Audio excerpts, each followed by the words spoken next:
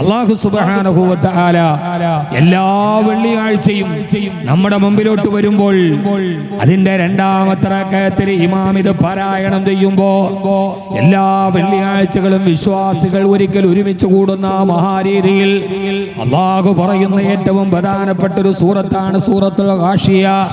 ബിസ്മില്ലാഹിർ റഹ്മാനിർ റഹീം. ഹൽ അതാക ഹദീസുൽ ഗാഷിയ വജൂഹു യൗമഇദിൻ خاشعة عاملة ناصبة تصلى نارا حامية. എന്തിനാണ് ഈ ജീവിതത്തിന്റെ ജനനമൃതികളുടെ ഇടകളിലൂടെ നടന്നു പോകുന്ന ജീവിതത്തിൽ ഒരു തുച്ഛമായ ആയുസ് അല്ലാഹു സുബ്ഹാനഹു വ തആല നമുക്ക് ഈ ദുനിയാവിൽ തരികയും ആ ആയുസിന്റെ ഉള്ളിൽ പരമാവധി നമ്മൾ ജീവിക്കുകയും ചെയ്യുമ്പോ എല്ലാ വെള്ളിയാഴ്ചകളിലും ഭൗതികമായ ജീവിതത്തിന്റെ നാട്യനടലുകളിലൂടെ നടന്നു പോകുന്ന മനുഷ്യനോട് ആ ഒരാഴ്ചകൾക്കുള്ളിൽ അവൻ ധാരാളം പ്രവർത്തനങ്ങൾ അവന്റെ വാക്കുകൊണ്ടും അവന്റെ കൈകൊണ്ടും ഹൃദയം കൊണ്ടും ധാരാളം പ്രവർത്തനങ്ങൾ അവൻ ചെയ്യുമ്പോ അല്ലാഹു അവരോട് ചോദിക്കുന്ന ഏറ്റവും പ്രധാനപ്പെട്ട ചോദ്യം ഹൽ അതാക ഹദീസുൽ ഗാഷിയ. ഹബീബായ നബി മുഹമ്മദ് മുസ്തഫ ഹബീബായ നബി മുഹമ്മദ് മുസ്തഫ സല്ലല്ലാഹു അലൈഹി വസല്ലമ അല്ലാഹുവിന്റെ പ്രവാചകനെ അഭിസംബോധന ചെയ്തിട്ടാണ് ചോദിക്കുന്നത്, നബിയേ ഹൽ അതാക ഹദീസുൽ ഗാഷിയ, ആ വരാനിരിക്കുന്ന മഹാസംഭവത്തെ കുറിച്ച് നിങ്ങൾക്ക് ഓർമ്മയെത്തിയോ നബിയേ? ഇനി വരാനിരിക്കുന്ന, ഇനി നമ്മൾ കാണാനിരിക്കുന്ന, നമ്മളെല്ലാവരും അഭിമുഖീകരിക്കേണ്ട ഒരു മഹാസംഭവം വരാനിരിക്കുന്നുണ്ട്. ആ വരാനിരിക്കുന്ന മഹാസംഭവത്തെ കുറിച്ചുള്ള വൃത്താന്തം അങ്ങേക്ക് വന്നിട്ടില്ലയോ? ഹൽ അതാക ഹദീസുൽ ഗാഷിയ, ആ മഹാസംഭവത്തിന്റെ പൊരുളുകൾ അറിയുന്നില്ലയോ? സഹോദര, വെള്ളിയാഴ്ച ജുമുഅ നമസ്കരിക്കാൻ വേണ്ടി, പവിത്രമായ ജുമുഅക്ക് വേണ്ടി പള്ളിയിലെ രണ്ടാമത്തെ റക്അത്തിൽ ഇമാമ് നമ്മുടെ മുമ്പിൽ നിന്ന്, അത് മണപ്പള്ളി ജുമുഅ മസ്ജിദിലാവട്ടെ, ഈ കേരളത്തിന്റെ വിവിധ ഭാഗങ്ങളിലുള്ള ജുമുഅകളിലാകട്ടെ, രാഷ്ട്രീയ തലങ്ങളിലും ദേശീയ തലത്തിലും അന്താരാഷ്ട്ര തലത്തിലും ജനീവയിലും സുഡാനിലും എന്നു വേണ്ട, ലോകത്ത് ആദ്യമായി പത്രം വായിക്കുന്ന ഫിജി എന്ന കരീബിയൻ രാഷ്ട്രത്തിൽ പോലും ഏത് ഭാഷ സംസാരിക്കുന്ന ഇമാമാവട്ടെ, അയാൾ മലയാളം പറയുന്നവനാവട്ടെ, തമിഴ് പറയുന്നവനാവട്ടെ, ഹിന്ദി പറയുന്നവനാവട്ടെ, അങ്ങകലെയുള്ള യൂറോപ്യൻ രാജ്യങ്ങളിൽ അതാത് കാലഘട്ടങ്ങളിലെ ഇംഗ്ലീഷോ ഫ്രഞ്ചോ എന്ന് വേണ്ട ഏത് ഭാഷകൾ സംസാരിക്കുന്ന ഇമാമാണെങ്കിലും ആ ഇമാമെല്ലാം ഒരേ ഭാഷയിൽ, ഒരേ സ്വരത്തിൽ, അറബി ഭാഷയിൽ ഒരേ സ്വരത്തിൽ, ഒരേ നിയമത്തിൽ അവര് പാരായണം ചെയ്യുന്ന ഒരു മുന്നറിയിപ്പ് ഏതെന്നറിയോ?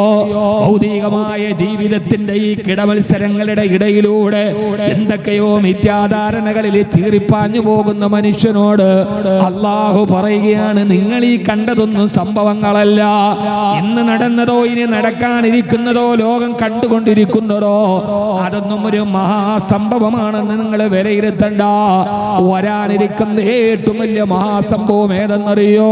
അത് ശാസ്ത്രം പറയുന്നത് പോലെ നമ്മളെല്ലാവരും നിസ്സാരമായി കിടന്നുന്ന ഒരു തുള്ളി ജലത്തിന് വേണ്ടി വരുന്ന മൂന്നാം ലോക മഹായുദ്ധമല്ല. സൂര്യനും ചന്ദ്രനും ഒരേ രേഖയിൽ വന്നിട്ട് വരുന്ന സൂര്യഗ്രഹണമോ ചന്ദ്രഗ്രഹണമോ 1000 ആണ്ട് വർഷങ്ങൾ ഒരിക്കലെങ്ങാനും പിറവിയെടുക്കുമെന്ന് പറയുന്ന ഉൽക്കകളുടെ വരവോ, അതല്ലെങ്കിൽ ബഹിരാകാശ ലോകത്തേക്ക് പോകുന്ന ഇലോൺ മസ്കിന്റെ ഭൗതിക വാഹനത്തെ കുറിച്ചുള്ള ചർച്ചയോ, മനുഷ്യന്റെ എല്ലാ രഹസ്യങ്ങളും ഒരു നഖത്തിന്റെ 4 വലിപ്പമില്ലാത്ത ചിപ്പിന്റെ ഉള്ളിൽ സൂക്ഷിച്ചു വെച്ച് 1000 കണ്ടുപിടുത്തങ്ങളുമായി മനുഷ്യൻ മുമ്പോട്ട് പോകുമ്പോ വരാനിരിക്കുന്ന മഹാസംഭവങ്ങളുടെ മുമ്പിൽ അത്ഭുതത്തോടെ നിൽക്കുന്ന 2030 അത്ഭുതം സംഭവിക്കാൻ പോകുന്നു. 2050 ആകാശത്തിലൂടെ പറന്നു പോകുന്ന കാറുകൾ വരാൻ പോകുന്നു എന്നൊക്കെ നമ്മൾ വരാനിരിക്കുന്ന മഹാസംഭവത്തെ കുറിച്ച് നമ്മൾ ഇങ്ങനെ വാചാരരാകുമ്പോ എല്ലാ വെള്ളിയാഴ്ചയും ഖത്തീബ് നമ്മളോട് ഓതി പറയുകയാണ്, അതൊന്നും ഒരു സംഭവമല്ല, അതൊന്നും ഒരു അത്ഭുതമല്ല, അതൊന്നും പ്രതീക്ഷിക്കേണ്ട കാത്തിരിപ്പല്ല. പിന്നെയോ മനുഷ്യൻ അഭിമുഖീകരിക്കാൻ പോകുന്ന ഏറ്റവും വലിയ മഹാസംഭവം ഹൽ അതാക ഹദീസുൽ ഗാഷിയ, ആ വരാനിരിക്കുന്ന മഹാസംഭവത്തിന്റെ വിവരം അങ്ങയുടെ മുമ്പിലെത്തിയോ നബിയേ? ഏതാ വരാനിരിക്കുന്ന മഹാസംഭവം ഏതെന്നറിയോ?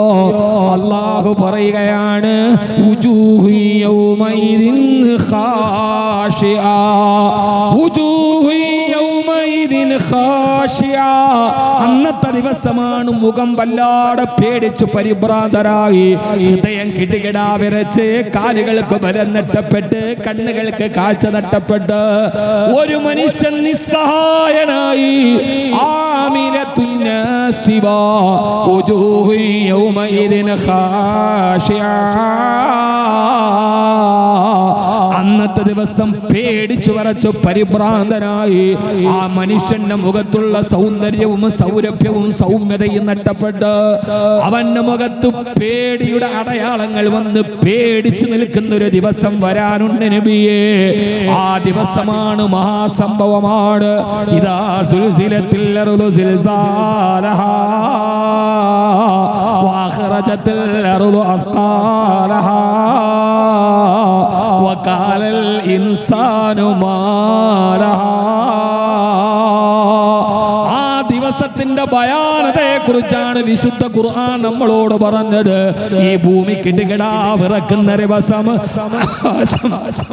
പൊട്ടിപ്പിളർന്ന് താഴെ വീടുന്ന ദിവസം, നക്ഷത്രങ്ങൾ ഉതിർന്നു വീഴുമത്രേ, ആകാശം പൊട്ടിപ്പിളരുമത്രേ, ജന്തുജാലങ്ങൾ ചത്തു മലക്കുമത്രേ, ഈ ഭൂമി മുഴുവനും തവളം തവളമായി പൊട്ടിവിറക്കുമത്രേ. ആ ദിവസത്തെ കുറിച്ചാണ് വിശുദ്ധമായ ഖുർആൻ നമ്മളോട് പറയുന്നത്. യൗമൈദിൻ യത്തബിഊന ദാഇയ ലാ ഇവദ ലാ വഖശഅത്തിൽ അസ്വാതു ലിർറഹ്മാനി ഫലാ തസ്മഉ ഇല്ലാ ഹംസാ വയദറുഹാ കാൻ സഫ്സഫാ ലാ തറാ ഫീഹാ ഇവജൻ വലാ അംദാ വയസ്അലൂനക അനിൽ ജിബാൽ ഫഖുൽ യൻസിഫുഹാ റബ്ബി നസഫാ.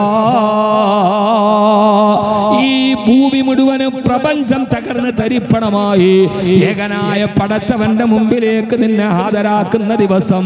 ആ ദിവസമാണ് നീ പേടിച്ചരണ്ട് നിൽക്കുന്നതെന്ന് വിശുദ്ധ ഖുർആൻ. ആ മഹാസംഭവം ഏതാണ്? ആ മഹാസംഭവമാണ് ഹൽ അതാക ഹദീസുൽ ഗാശിയ. ഹബീബായ നബി തങ്ങൾ മദീന പള്ളിയിൽ ഇരിക്കുമ്പോ ആദരവായ പ്രവാചകൻ നബി മുഹമ്മദ് മുസ്തഫ, ഉറക്കപ്പറ ഹബീബായ നബി മുഹമ്മദ് മുസ്തഫ, എല്ലാരും ഉറക്കപ്പറയും, ഹബീബായ നബി മുഹമ്മദ് മുസ്തഫ, താജ്ദാറെ മദീന നബി മുഹമ്മദ് മുസ്തഫ, കഅബേ ക ബദറുദ്ദുജാ നബി മുഹമ്മദ് മുസ്തഫ. ആ ഹബീബിന്റെ പേര് പറഞ്ഞിട്ട് നമ്മുടെ ഹൃദയത്തെ നമുക്കൊന്ന് ശുദ്ധിയാക്കാം. ആ മദീനയുടെ ഹബീബാണ് നമ്മുടെ ചാരത്തേക്ക് കടന്നു വരേണ്ടത്. തമ്മിലിടഞ്ഞും അഹങ്കരിച്ചും കരൾ കൊത്തിപ്പറിച്ചും ചവച്ചും പുളച്ചാർത്ത ഗോത്രക്കുറുമ്പിനെ കാട്ടുഗ്രൗര്യങ്ങളെ ശാന്തി സങ്കീർത്തനമാക്കിയ നായക. തമ്മിലിടഞ്ഞും അഹങ്കരിച്ചും കരൾ കൊത്തിപ്പറിച്ചും ചവച്ചും പുളച്ചാർത്ത ഗോത്രക്കുറുമ്പിനെ കാട്ടുഗ്രൗര്യങ്ങളെ ശാന്തി സങ്കീർത്തനമാക്കിയ നായക. ക്ഷമിപ്പിൻ, ക്ഷമിപ്പിൻ, ക്ഷമാശീലനാണ് എത്രയും ശക്തനെന്നോദിയ വേദപാരംഗത. അങ്ങോട്ടും ഇങ്ങോട്ടും ഇടഞ്ഞും തർക്കിച്ചും പരിഹസിച്ചും പരസ്പരം പോരടിച്ച് നടന്ന ഔസിനെയും ഖദറജിനെയും ഇസ്ലാം എന്ന ഒരൊറ്റ പാശത്തിൽ ഒന്നിച്ചാക്കിയ മുത്തേ നബി മുഹമ്മദ് മുസ്തഫ, ഹബീബായ നബി മുഹമ്മദ് മുസ്തഫ. അല്ലാഹു നമുക്ക് ഹബീബിന്റെ പാടങ്ങളിലൂടെയും പാദങ്ങളിലൂടെയും നടക്കാൻ അല്ലാഹു നമുക്ക് തൗഫീഖ് നൽകട്ടെ. ആമീൻ യാ റബ്ബൽ ആലമീൻ. ആ ഹബീബായ നബി തങ്ങളുടെ വഴിയാണ് നമ്മുടെ വഴി. അല്ലാഹുവിന്റെ റസൂല് വിളിച്ചപ്പോൾ അബൂജഹൽ ഉത്തരം കൊടുത്തില്ല, അബൂലഹബ് ഉത്തരം കൊടുത്തില്ല. കാരണം അത് അവരുടെ അഹങ്കാരം അതിനെ സമ്മതിച്ചില്ല. പക്ഷേ വഴിയിലൂടെ നടന്നു പോകുന്ന മിണ്ടാപ്രാണി, വിവേകമില്ലാത്ത, പഞ്ചേന്ദ്രിയ പരിജ്ഞാനമില്ലാത്ത മിണ്ടാപ്രാണി അമാൻപേടെ ഹബീബിന്റെ വിളിക്കുത്തരം കൊടുത്തു. കല്ലുകളെ ഹബീബിന്റെ വിളിക്കുത്തരം കൊടുത്തു. കല്ലിനേക്കാൾ വലിയ മനസ്സുള്ള മനുഷ്യൻ ഉത്തരം കൊടുക്കാൻ കഴിഞ്ഞില്ല. മാൻപേടെ ഉത്തരം കൊടുത്തു അത്രേ. മനുഷ്യൻ കൊടുത്തില്ല. അബൂലഹബ് ഹബീബിന്റെ അയൽപക്കക്കാരനാണ്, അബൂജഹൽ അയൽപക്കക്കാരനാണ്. പക്ഷെ ഉത്തരം കൊടുത്തില്ല. പക്ഷേ മാൻപേടെ ഉത്തരം കൊടുത്തു അത്രേ.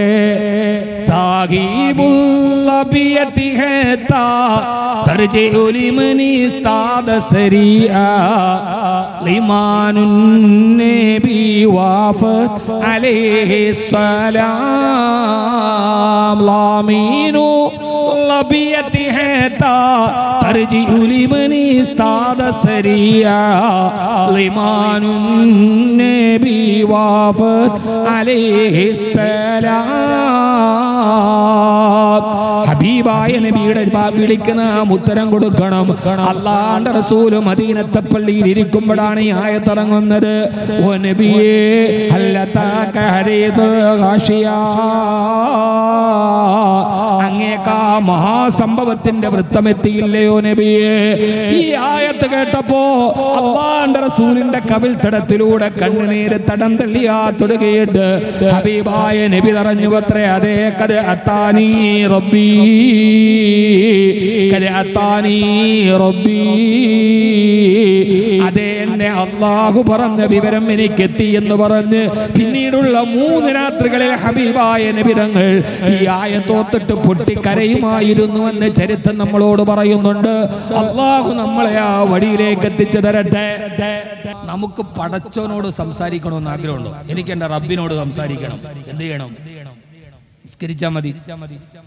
അടിമയും ഉടമയും തമ്മിലുള്ള മേറാജാണത്. പടച്ചോൻ, എന്റെ റബ്ബ് എന്നോട് സംസാരിക്കണം എന്ന് നമുക്ക് ആഗ്രഹമുണ്ടോ?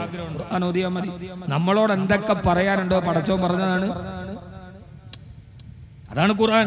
എന്റെ റബ്ബിന് എന്നോട് എന്തൊക്കെ പറയാനുണ്ട്, എന്റെ വ്യക്തി ജീവിതം, എന്റെ സാമ്പത്തിക ജീവിതം, എന്റെ കുടുംബ ജീവിതം, എന്തൊക്കെ പറയാനുണ്ടോ പറഞ്ഞതാണ് ഖുർആൻ.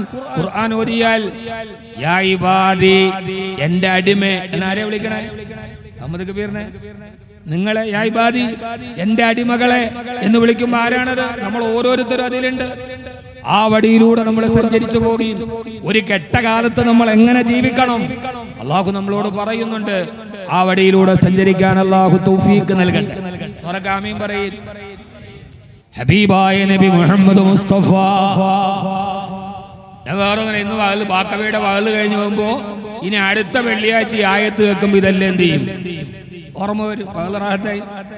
അടുത്ത വെള്ളിയാഴ്ച നമുക്കിത് ഓർമ്മ വരണം. ഇതൊക്കെയാണ് ഈ പറഞ്ഞത് എന്ന് നമുക്ക് ഓർമ്മ വരണം.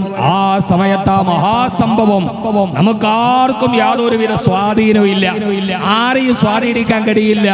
ഒരു മനുഷ്യനും നമ്മുടെ സഹായത്തിനില്ല. ഒരാള് നമ്മുടെ കൂടെ ഇല്ലാത്തൊരു കാലം.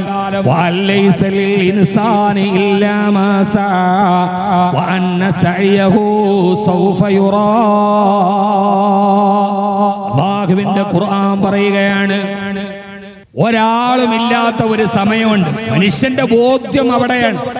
ആ ബോധ്യമില്ലാത്ത ഒരു മനുഷ്യനും ഭൂമിയിൽ നല്ലവനാവാൻ പറ്റില്ല. ഭൂമിയിൽ നല്ലവനാകാൻ, നന്മയോടെ ജീവിക്കാൻ, സത്യത്തോടെ ജീവിക്കാൻ ഏറ്റവും പ്രധാനപ്പെട്ട ഒരു വിശ്വാസം പരലോകത്തിന്റെ വിശ്വാസം. ഞാൻ ഒരിക്കൽ അവസാനിക്കും, മഹ്ശറിൽ ഞാൻ എഴുന്നേറ്റ് നിൽക്കും എന്ന ഒരു ബോധ്യമാണ് കാട്ടാളനായ ഖത്താബിന്റെ മകൻ ഉമർ റളിയല്ലാഹു അൻഹു ആക്കിയത്. ആ ബോധ്യം ഇല്ലാത്തടത്തോളം പിന്നെ ആരോടെന്ത് വാള് പറഞ്ഞിട്ടെന്ത് കാര്യം? ചാത്തപ്പൻ എന്ത് മഹ്ശറാന്ന് ചോദിച്ച മാതിരി.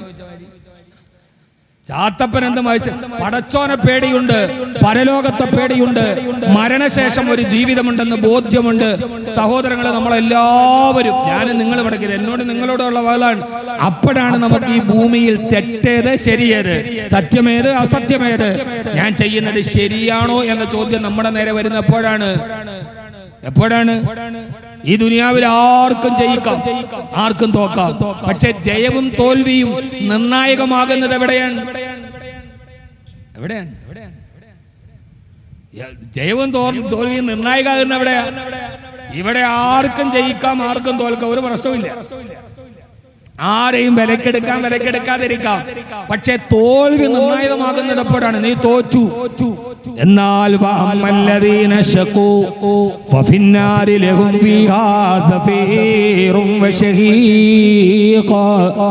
നാളെ പരലോകത്ത് തോറ്റുപോയവന് കത്തിക്കാളുന്ന നരകമാണ് പ്രതിഫലം. ഇനി ഒരാളോട് പറയാണ് നീ ഇവിടെ ജയിച്ചു കേട്ടോ. എന്നാൽ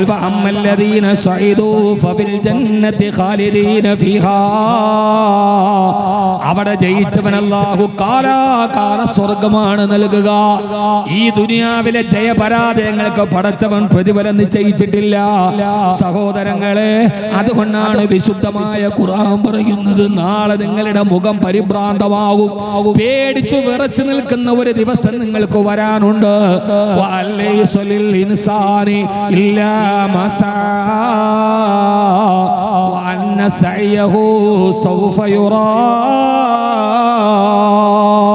നിങ്ങൾ ചെയ്തതിനല്ലാതെ നിങ്ങൾക്ക് പ്രതിഫലം കിട്ടാത്ത ഒരാളെയും നിങ്ങൾക്ക് വിലക്കെടുക്കാൻ കഴിയാത്തൊരു ദിവസം വരാനുണ്ട്. അന്ന് നിങ്ങളുടെ പണത്തിന്റെ സ്വാധീനം വിലപ്പോവുകയില്ല, അധികാര സ്വാധീനം വിലപ്പോവുകയില്ല. സ്വാധീനങ്ങൾക്ക് വഴങ്ങാത്ത ജഡ്ജിയും സ്വാധീനങ്ങൾക്ക് വഴങ്ങാത്ത സാക്ഷിയും സ്വാധീനങ്ങൾക്ക് വഴങ്ങാത്ത തിരുത്തപ്പെടാത്ത കുറ്റപത്രങ്ങളും FIR-ഉം അടക്കം എല്ലാം പടച്ചവന്റെ മുമ്പിൽ ഭദ്രമായി ഹാജരാക്കപ്പെടുന്ന ഒരു ദിവസത്തെ നിങ്ങൾ അഭിമുഖീകരിക്കാറുണ്ട്. ഇൻഷാ അല്ലാഹ് സമയമുണ്ടെങ്കിൽ ആ വിഷയത്തിലേക്ക് ഞാൻ കടന്നു വരാം. അല്ലാഹു നമുക്കതിനെ തൗഫീഖ് നൽകട്ടെ. ആ ദിവസം നിങ്ങളെ രക്ഷപ്പെടുത്താൻ ഒരാളും നിങ്ങളുടെ മുമ്പിലില്ലാത്ത ദിവസം. ആ സമയത്ത് നിങ്ങളെ രക്ഷപ്പെടുത്തുന്നതാരാ? യുബസ്സറൂനഹും യബദ്ദുൽ മുജ്രിമു ലൗ യഫ്തദി മിൻ അദാബി യൗമിദിൻ ബിബനി വസാഹിബതിഹി വഅഖീ وفصيلته التي تؤوي ومن في الأرض جميعا ثم ينجي. വാക്കവി ഓതുന്നതൊന്നും ആരെയും ഒരാളെയോ ഒരു വിഭാഗത്തെയോ ലക്ഷ്യപ്പെടുത്തിയിട്ടല്ല. ഞാൻ ഈ ഓതുന്നതെല്ലാം വിശുദ്ധ ഖുർആനാണ്. ഇത് ഖുർആന്റെ ആയത്തുകളാണ്. നാളെ പരലോകത്തെ പടച്ചവന്റെ കോടതിയിൽ ഹാജരാക്കുന്ന ദിവസം പടച്ചവന്റെ കോടതിയുടെ പ്രത്യേകത എന്താ? ആ പടച്ചവന്റെ കോടതിയുടെ പ്രത്യേകത എന്താ? പടച്ചോന്റെ കോടതിയുടെ പ്രത്യേകത എന്താ?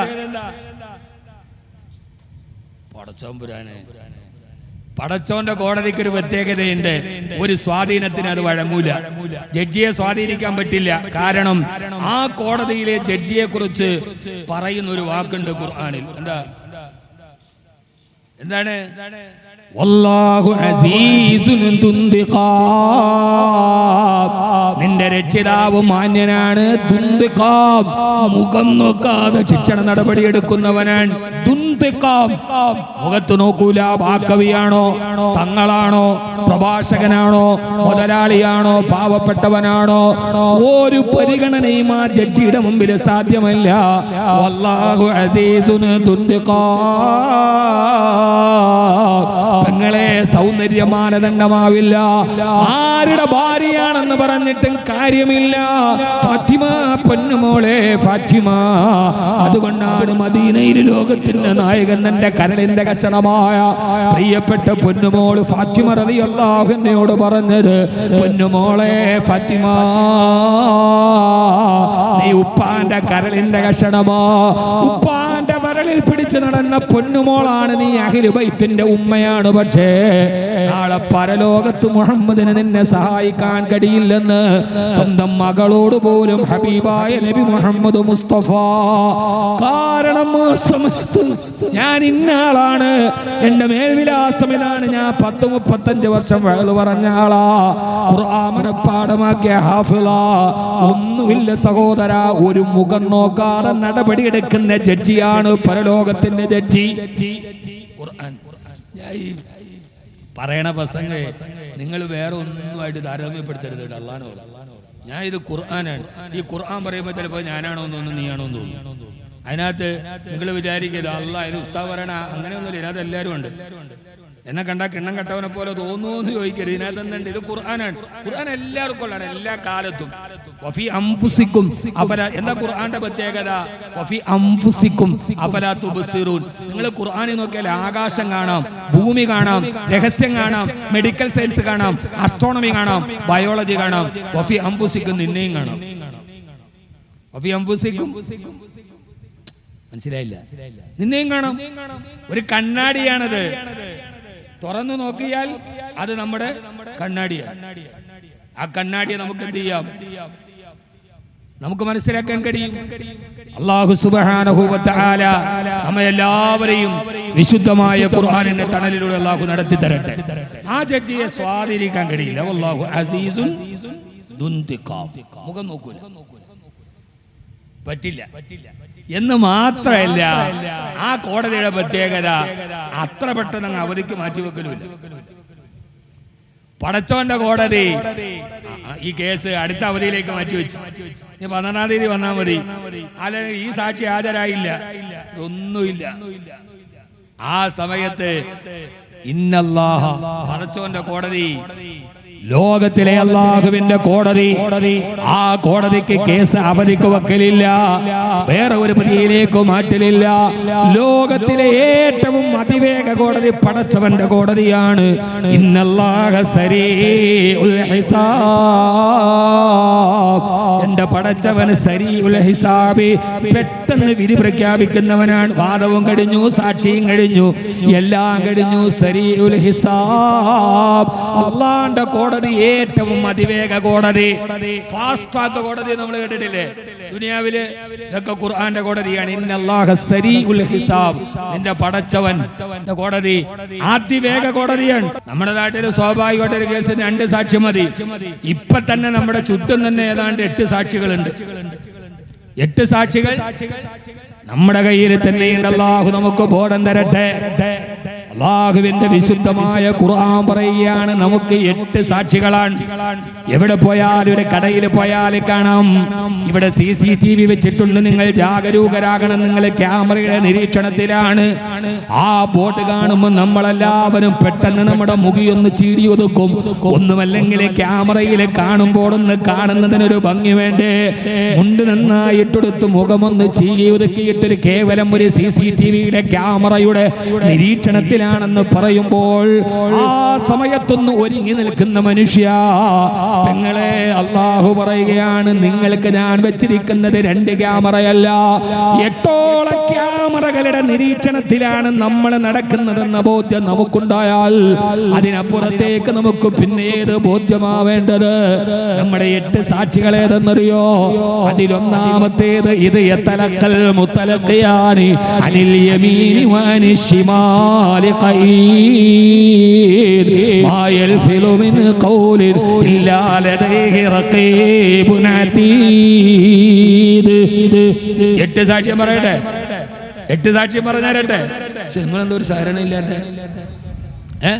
എന്റെ വകയല്ല, ഖുർആൻ ഈ പറയുന്ന എല്ലാം ഖുർആന്റെ ആയത്താണ്. നമ്മൾ സ്വയം അലർട്ടാവുക എന്നതിനേക്കാൾ അപ്പുറം മറ്റുള്ളവനല്ലല്ലോ നമ്മൾ എന്നാക്കണ്ടേ. നമ്മൾ സ്വയം ആദ്യം ഞാൻ എന്നെ, പിന്നെ നിങ്ങൾ നിന്നെ. മനുഷ്യ, നിനക്കൊരു ബോധമില്ലേ? ആര് മറച്ചു വെച്ചാലും, ആരുടെ മുമ്പിൽ ഒളിച്ചു വെച്ചാലും, ആർക്കും ഒരിക്കലും ഒളിക്കാൻ കഴിയാത്ത, മറച്ചു വെക്കാൻ കഴിയാത്ത 2 ക്യാമറ നിന്റെ 2 തോളിൽ ഞാൻ വെച്ചിട്ടുണ്ട്. സൂറത്തുൽ കാഫിർ, യതലക്കൽ മുത്തലഖിയാനി അനിൽ യമീനി വഅനി ശിമാലി ഖഈദ് മാ യൽഫിലു മിൻ ഖൗലിൻ ഇല്ലാ ലദൈഹി റഖീബുൻ അതീദ്. റഖീബും അതീദും നിന്റെ 2 തോളിലില്ലയോ? മക്കളെ കുറിച്ച് ഖുർആൻ പറയുന്ന പ്രയോഗം എന്നല്ല, ഇരിക്കുന്നവനെന്നല്ല. നമ്മൾ പറയും റഖീബും അതീദും ഇരിക്കുന്നു എന്നല്ലേ. ഖുർആന്റെ പ്രയോഗം ലപ്തപ്രതിഷ്ഠ നേടിയ ആളുകളാണ് എന്ന് പറഞ്ഞാൽ ഒരു സമയത്തും ഇളക്കി മാറ്റാൻ കഴിയാത്ത വിധം ലപ്തപ്രതിഷ്ഠ നേടിയ ആളാ. നമുക്ക് ആ ബോധ്യം തരട്ടെ. മാ യൽഫിലു മിൻ ഖൗലിൻ, മാ യൽഫിലു മിൻ ഖൗലിൻ, ഒരു വാക്ക്. ഖൗൽ എന്ന് പറഞ്ഞാൽ ഒരു വാക്ക് അവരെഴുതാതെ നിനക്ക് ഒഴിവാക്കാൻ പറ്റില്ല. നീ എഴുതിയില്ല, പക്ഷേ ആരെഴുതിയിട്ടുണ്ട്? അവരെഴുതിയിട്ടുണ്ട്. പടച്ചോനെ ഞാൻ കണക്ക് എഴുതിയില്ല, മാലക്ക് എഴുതിയിട്ടുണ്ടെന്ന്. നീ ഒന്ന് വിട്ടുപോയി, പക്ഷെ പടച്ചോന്റെ ലിസ്റ്റിൽ അത് വിട്ടുപോകും ഇല്ല. ആ ബോധ്യമാണ് ഒരു മനുഷ്യനെ ഹറാമും ഹലാലും വേർതിരിക്കുന്നത്. ഞാൻ വിട്ടുപോയാലും എന്റെ മഹസറിൽ അത് വിട്ടുപോകും. രണ്ടായ ക്യാമറ, രണ്ടായ മൂന്നാമത്തേതോ യതഅഖബൂന ഫീകും മലായികത്തും ബില്ലൈലി വമലായികത്തും ബിന്നഹാർ. സഹോദരാ, ഇതൊക്കെ ചിന്തിച്ചാൽ നമുക്ക് കിടന്നാൽ ഉറക്കം പോലും വരില്ല. രാവിന്റെയും പകലിന്റെയും പ്രത്യേക മലക്കുകളുണ്ട് എന്ന് പറഞ്ഞാൽ ഒരു കമ്പനിയിൽ ഫിനാൻസ് ഡിപ്പാർട്ട്മെന്റ് മൊത്തം നോക്കുന്ന ഒരാളുണ്ട്. അതുപോലെ ഡേ ഡ്യൂട്ടി ഉണ്ട്, നൈറ്റ് ഡ്യൂട്ടി ഉണ്ട്. സുബഹിക്ക് വന്നിട്ട് മഗ്‌രിബിന് തിരിച്ചു പോകുന്ന മലക്കുകൾ അതുവരെയുള്ളത് കർമ്മം രേഖപ്പെടുത്തുന്നുണ്ട്.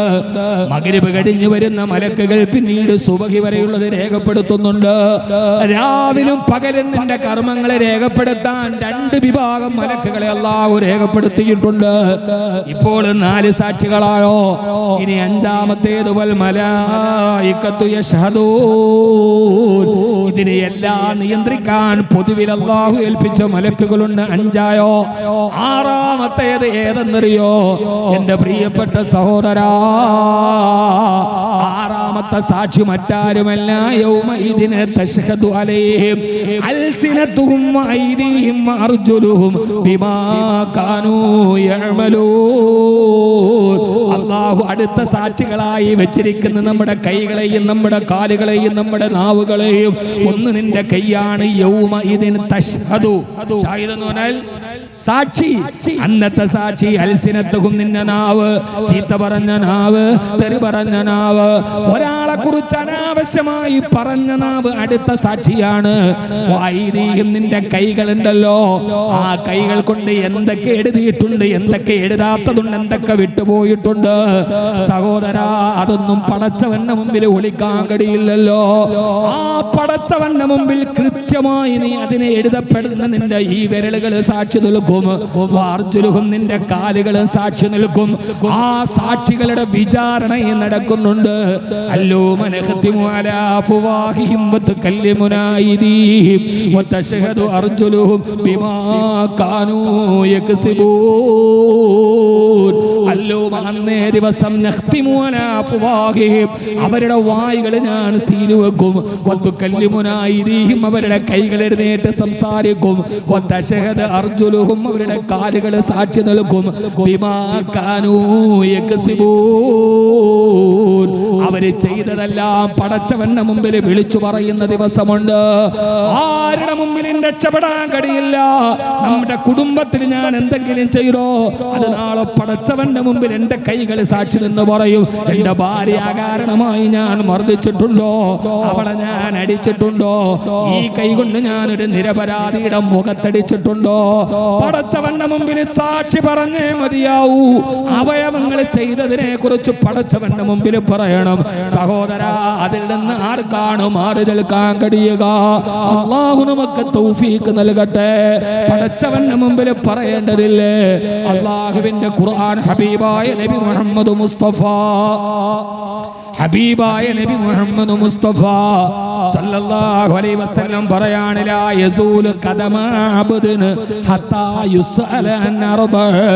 4 ചോദ്യത്തിന് മറുപടി പറയാതെ ഒരു മനുഷ്യന്റെ കാലെടുത്ത് മാറ്റാൻ സാധ്യമല്ല. ലാ യസൂലു ഖദമ അബ്ദിൻ, ഒരു കാലം എന്നല്ല 2 കാലും. ഖദമ ഒരു കാല് മാറ്റുന്നെങ്ങനെ? 2 കാലം നിന്നിട്ട് സമാധാനം പറയണം. നിന്റെ ആയുസ്സെന്തിനെ ചെലവഴിച്ചു, നിനക്ക് കിട്ടിയ ഇൽമെന്തിനെ ചെലവഴിച്ചു. അടുത്തത് നിന്റെ സമ്പാദ്യത്തെ കുറിച്ചാണ്. ഏത് ചോദ്യവും ശ്രദ്ധിച്ചു കേട്ടോളീന്. ആയുസ്സിനെ കുറിച്ച് ഒരൊറ്റ ചോദ്യമേ ഉള്ളൂ, എങ്ങനെ ചെലവഴിച്ചു. ഇൽമിനെ കുറിച്ച് ഒരൊറ്റ ചോദ്യമേ ഉള്ളൂ, എങ്ങനെ കൈകാര്യം ചെയ്തു. പക്ഷേ 3ാമത്തെ ചോദ്യം നിന്റെ സമ്പത്തിനെ കുറിച്ചാണ്. സമ്പത്തിന് മാത്രം 2 ചോദ്യമാണ്. എവിടെ നിന്ന് സമ്പാദിച്ചു, എവിടെ ചെലവഴിച്ചു. സമ്പാദ്യത്തിന്റെ കാര്യത്തിൽ 2 ചോദ്യമാണ്, ആയുസിന്റെ കാര്യത്തിൽ ഒറ്റ ചോദ്യം. നമ്മൾ കേട്ടിട്ട് വേണം ഗൗരവത്തോടെ സമയം. ഇത് എന്താണിത്? എവിടെ നിന്നാണ് നീ ഇത് ഉണ്ടാക്കിയത്? മറ്റൊരാളെ കബളിപ്പിച്ചതാണോ? വേറൊരാളെ പറ്റിച്ചതാണോ? അതല്ല കള്ളക്കച്ചവടം നടത്തിയതാണോ? എന്റെ പ്രിയപ്പെട്ട സഹോദര, വളരെ സൂക്ഷ്മതയോടെ കൈകാര്യം ചെയ്യണം. മഹാന്മാര് നമ്മളോട് പറയുന്നത്, ഒരു സമ്പത്ത് കൈകാര്യം ചെയ്യുന്ന, പൊതുമുതൽ കൈകാര്യം ചെയ്യുന്ന സമയത്ത് നീ നിന്റെ വീട്ടിൽ നിന്നും നീ നിന്റെ പള്ളിയിൽ വന്നു. ആ പള്ളിയിൽ വന്ന് നമസ്കരിക്കാൻ വേണ്ടി വധു എടുത്ത് നമസ്കരിച്ചിട്ട് പള്ളിയിൽ നിന്ന് വെളിയിലേക്ക് ഇറങ്ങുമ്പോ ആ സമയത്ത് വധു എടുത്ത പടച്ചവനെ നിസ്കരിക്കാൻ വധു എടുത്ത വെള്ളത്തിന്റെ നനവ് കാലിലുണ്ടെന്നിരിക്കെ ആ കാല് നീ പള്ളിയുടെ മുറ്റത്ത് ചവിട്ടി, ആ മുറ്റത്ത് ചവിട്ടിയ കാലിൽ നിന്ന് പള്ളിയുടെ മുറ്റത്ത് കിടക്കുന്ന മണൽത്തരി നിന്റെ കാലിൽ പറ്റിപ്പിടിക്കുകയോ ചെരുപ്പിന്റെ അടിയിൽ പറ്റിപ്പിടിക്കുകയോ ചെയ്യുകയും അത് നടന്ന് നിന്റെ വീട്ടിലെത്തിയിട്ട് ആ ചെരുപ്പൂരുന്ന സമയത്ത് പള്ളിയുടെ മുറ്റത്തെ മണൽത്തരി നിന്റെ വീടിന്റെ മുറ്റത്ത് വീണാൽ പടച്ചവനോട് നീ അതിനെക്കുറിച്ച് സത്യം സമാധാനം പറയേണ്ടി വരുമെന്ന് ഉലമാക്കൾ നമ്മളെ ബോധ്യപ്പെടുത്തുന്നുണ്ട്. ഇതൊരു ചെറിയ നിസ്സാര കാര്യമല്ല. ഞാൻ വളരെ സ്നേഹത്തോടെ സഹോദര ബുദ്ധിയോടെ ഓർമ്മിപ്പിക്കുകയാണ്. സഹോദര, ഇതൊന്നും നിസ്സാരമല്ല. കാലിൽ പറ്റിയ, മനസ്സിലായില്ലേ, നനവില് പറ്റിയ മണൽത്തരി, പള്ളിയുടെ മണൽത്തരി, വഖഫിന്റെ മണൽത്തരി നിന്റെ വീട്ടിലെത്തിയാൽ അക്കാര്യത്തിൽ നീ പടച്ചവനോട് സമാധാനം പറയണം എന്ന് അല്ലാഹുവിന്റെ പ്രവാചകൻ നബി മുഹമ്മദ് മുസ്തഫ സൂക്ഷ്മതയോടെ കൈകാര്യം ചെയ്യണം. പടച്ചവനെ പേടിച്ച് കൈകാര്യം ചെയ്യണം. അല്ലാഹു നമുക്ക് തൗഫീഖ് നൽകട്ടെ. അത്രമേൽ ബോധമുള്ളതാണിത്, അത്രമേൽ ബോധ്യമുള്ളതാണിത്. ഇത് അവരുടെ മുമ്പിൽ മറക്കാൻ കഴിയില്ലല്ലോ. ഏഴാമത്തെ സാക്ഷി ഏതെന്നറിയോ? ആ ഏഴാമത്തെ സാക്ഷിയാണ് നീ തന്നെയാണ് നിന്റെ സാക്ഷി. ഏഴാമത്തെ സാക്ഷി, ആ സാക്ഷി, ഏഴാമത്തെ സാക്ഷി, നീ തെറ്റ് ചെയ്യുന്ന ഭൂമിയുണ്ടല്ലോ, യൗമൈദിന തുഹദ്ദിഥു അഖ്ബാറഹാ. എവിടെ വെച്ചാണോ തെറ്റ് ചെയ്തത്, എവിടെ വെച്ചാണോ വ്യഭിചരിച്ചത്, എവിടെ വെച്ചാണോ മദ്യപിച്ചത്, പാതിരാവിന് നിശബ്ദത, ആരും അറിയാതെ ഇന്റർസ്റ്റേറ്റിന്റെ പുറത്ത് ആന്ധ്രാപ്രദേശിലെ ഏതോ ഒരു ഇരുട്ടിന്റെ ഉള്ളില് ലോഡ് കയറ്റാൻ പോയപ്പോ നാഷണൽ പെർമിറ്റ് ലോറിയുടെ അടിയിലിരുന്നിട്ട് തണ്ണിയടിച്ചത്. പടച്ചവനെ, ആ സ്ഥലം നിനക്ക് നേരെ നാളെ പരലോകത്ത് സാക്ഷി നിൽക്കും. ആരും അറിഞ്ഞിട്ടില്ല. ഓടി വരുന്നതിന്റെ ഇടയിലെ കെട്ടളകിയും പോയി. ഇതേവരെ നിങ്ങൾക്കതിന് ആരും അറിഞ്ഞിട്ടില്ല. പക്ഷേ യൗമൈദിന തുഹദ്ദിഥു അഖ്ബാറഹാ, നാളെ പരലോകത്ത് നീ തെറ്റ് ചെയ്യാൻ സാക്ഷി നിന്ന ഭൂമി പടച്ചവന്റെ മുമ്പിലെ സാക്ഷിയാണത്രേ.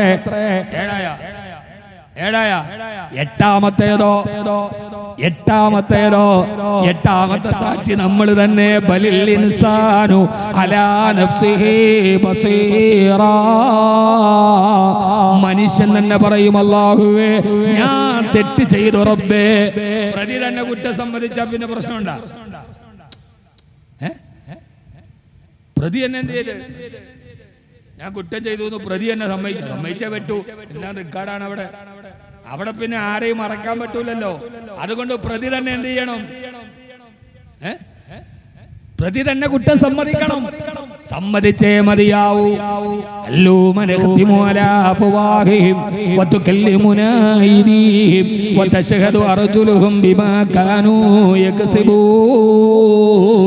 അന്നേ ദിവസം നമ്മുടെ കൈകൾ സംസാരിക്കുമത്രേ, കാലുകൾ സംസാരിക്കുമത്രേ, നാവ് സംസാരിക്കുമത്രേ. ആ സമയത്ത് നമ്മൾ കൈകളോട് പറയും, കൈകളെ നിങ്ങൾ എന്തിനാണ് എനിക്കെതിരെ സാക്ഷി നൽകിയത്?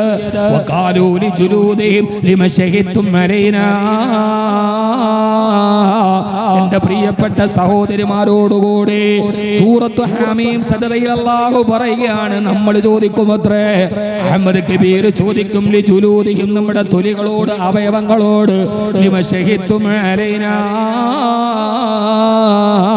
എന്തിനാണ് എനിക്കെതിരെ സാക്ഷി നിൽക്കുന്നത്?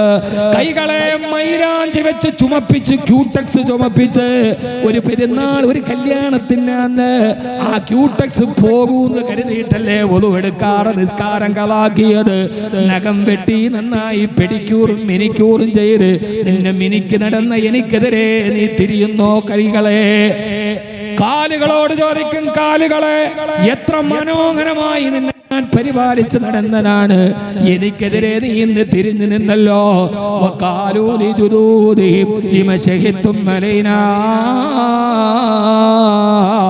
ആരാണ് നിങ്ങൾക്ക് ഇതിന് സംവിധാനം ചെയ്തത്? ആ സമയത്ത് ആ കൈകളും കാലുകളും നമ്മോട് മറുപടി പറയും, സർവ വസ്തുക്കൾക്കും സംസാരിക്കാൻ കഴിവ് കൊടുത്ത റബ്ബാണ് ഞങ്ങൾക്കും ഇന്ന് സംസാരിക്കാൻ തന്നതെന്ന്.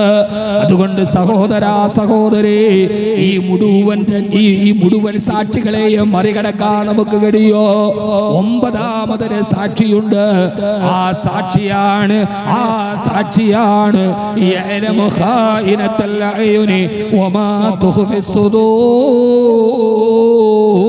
കണ്ണുകളുടെ കള്ളനോട്ടത്തെ പോലും തിരിച്ചറിയുന്ന അല്ലാഹ്. ആ ജഡ്ജി തന്നെ സാക്ഷിയാണെങ്കിലോ, വിധി തീർപ്പിക്കാൻ പോകുന്ന ജഡ്ജി തന്നെ തെറ്റുകളെല്ലാം കണ്ടതാണെങ്കിലോ, അല്ലാഹു നമുക്ക് ബോധ്യം തരട്ടെ.